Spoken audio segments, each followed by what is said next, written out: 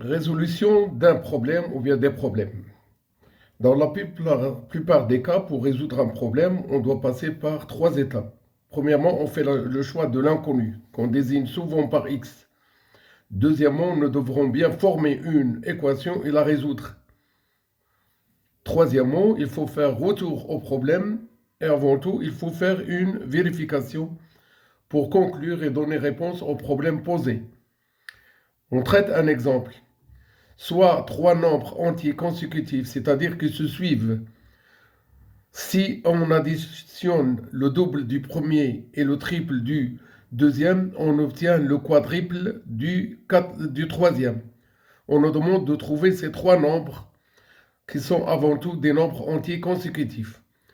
On désigne par x le premier, le choix de l'inconnu. Eh bien, si le x est le premier, le suivant, ça sera x plus 1 et le troisième, ça sera x plus 2. Le double de x, c'est 2x. Le triple de x plus 1, c'est 3 facteurs de x plus 1. Et le quadruple de x plus 2, ça sera le 4 facteurs de x plus 2.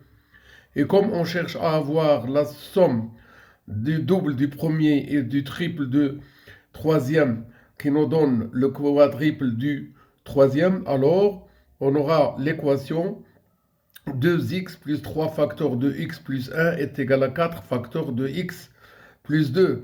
Après avoir développé ce qu'on a dans le premier membre et dans le deuxième, on arrive à avoir comme solution x est égal à 5.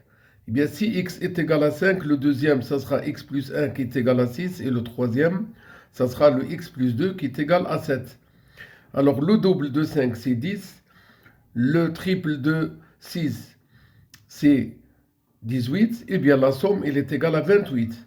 Et le troisième, ce sera le x plus 2 qui est égal à 7. 7 fois 4 donne 28. On a bien l'égalité qui est la condition donnée dans le problème. Eh bien, les trois nombres consécutifs qu'on cherche sont le 5, le 6 et le 7.